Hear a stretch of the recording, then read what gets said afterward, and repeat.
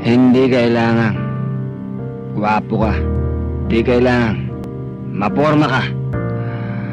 Alam mo, dito sa makasalanang mundong to, kailangan mauta ka.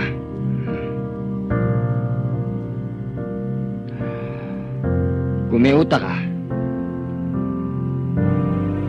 madaling gumawa ng pera.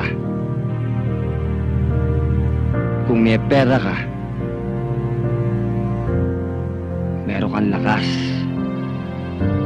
impluwensya. At kung may impluwensya ka,